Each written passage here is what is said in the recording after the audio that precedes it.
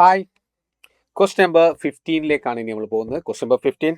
അപ്പോൾ match list 1 list 2 തുടരുന്നു. Yes, എന്താണ് question?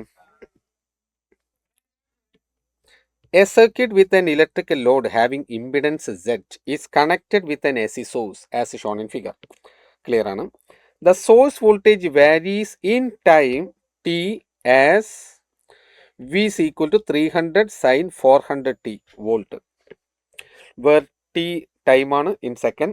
List 1 shows various options for load.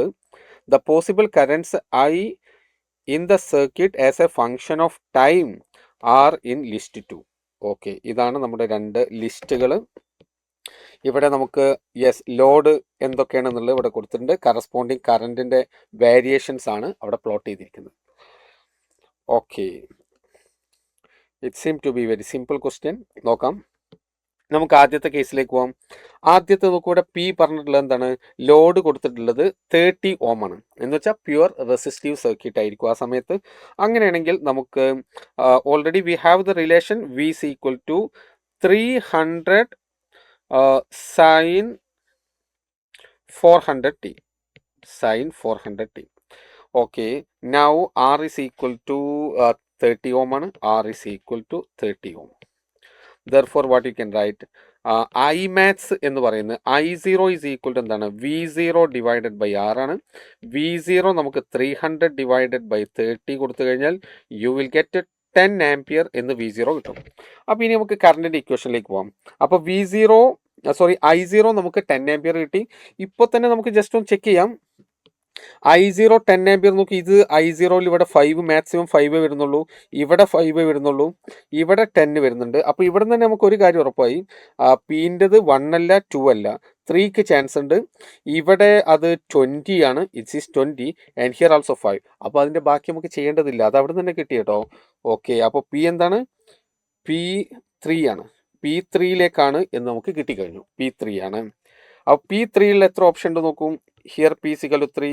Okay, അപ്പോൾ ഇവിടെ ഇപ്പോൾ തന്നെ പലതും ക്യാൻസൽ ചെയ്യാം. അപ്പോൾ ബി ആൻസർ അല്ല, അതുപോലെ ഡിയും ആൻസർ അല്ല. അപ്പോൾ ഐദർ എ ഓർ സി ആണെന്ന് കിട്ടി.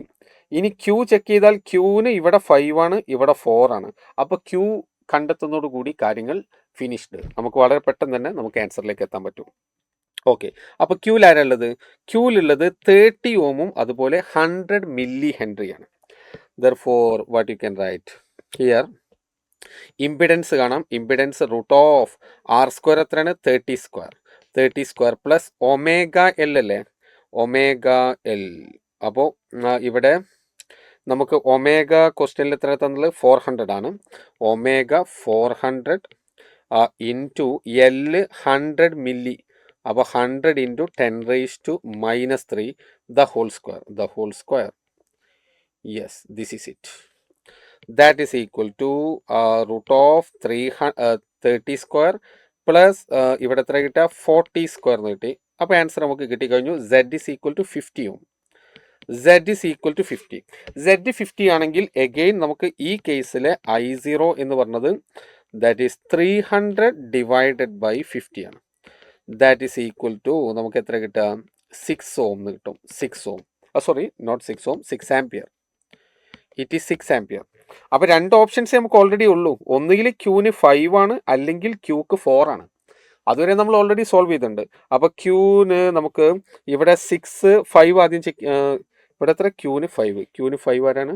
5 ഈസ് ദിസ്. 5ൽ നോക്കൂ, ഇവിടെ മാക്സിമം കൊടുക്കുന്നത് ഐമാക്സ് എന്ന് പറയുന്നത് ഇവിടെ 5 ഉള്ളൂ. അപ്പോൾ ഇത് ആൻസർ അല്ല എന്നുള്ള കാര്യം നമുക്ക് കൺഫേം ആയി. ഇനിയുള്ള അടുത്ത ഓപ്ഷൻ ഏതാണ്? എൻ്റെ കൂടെ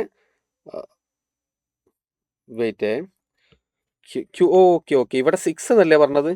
ഓക്കെ, 6 ആയിട്ട് വേറെ ഇല്ല, അതുകൊണ്ട് ഇവിടെ ലേശം ഒന്ന് ഓവർലാപ്പ് ചെയ്ത് പോയിട്ടുണ്ട് അല്ലേ? അപ്പോൾ ഇത് 6ന് സാധ്യത ഉണ്ട്. വേറെ 6 ഇല്ലല്ലോ? ഇല്ല, 6 ഇല്ല. അപ്പോൾ ഇത് 6ലേക്കുള്ള സാധ്യത ഇവിടെ ഉണ്ട്. ഇവിടെ കാരണം നമുക്കിവിടെ 5 ആണ് മാർക്ക് ചെയ്ത്. ഇത് 6 തന്നെയാണ് കേട്ടോ, കാരണം 5 ഇവിടെ കുറച്ച് താഴെയാണ് മാർക്ക് ചെയ്തിട്ടുള്ളത്.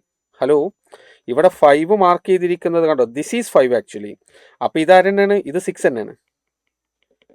ഇത് 5 ഇതാണെങ്കിൽ ഇത് 6 തന്നെയാണ്. അപ്പോൾ ദിസ് ഈസ് ഓക്കെ. ഇത് ആ പോയിന്റിൽ ഇത് കറക്റ്റ് ആണ്. ഇനി നമുക്ക് 4ഉം കൂടി ചെക്ക് ചെയ്യാം. Q is equal to 4 എത്രയാണ്? ഫോറിൽ ഇത് 20 ആണ്. Oh, this is wrong. അപ്പോൾ നമുക്ക് ആൻസർ ഏത് തന്നെയാണ്? Option A is the right answer. Option A is correct. Only option A is correct. കാരണം 2 നമ്മൾ അത് തന്നെ മുഴുവനായിട്ട് ചെയ്തിട്ടില്ല അല്ലേ? നമ്മൾ ഐമാത്സ് കണ്ടതോടുകൂടി, I0 കണ്ടതോടുകൂടി തന്നെ നമുക്ക് ഫൈനൽ ആൻസറിലേക്ക് എത്താൻ പറ്റിയിട്ടുണ്ട്. അപ്പോൾ relatively A very simple problem എന്ന് വേണം നമ്മളിതിനെ വിലയിരുത്താൻ.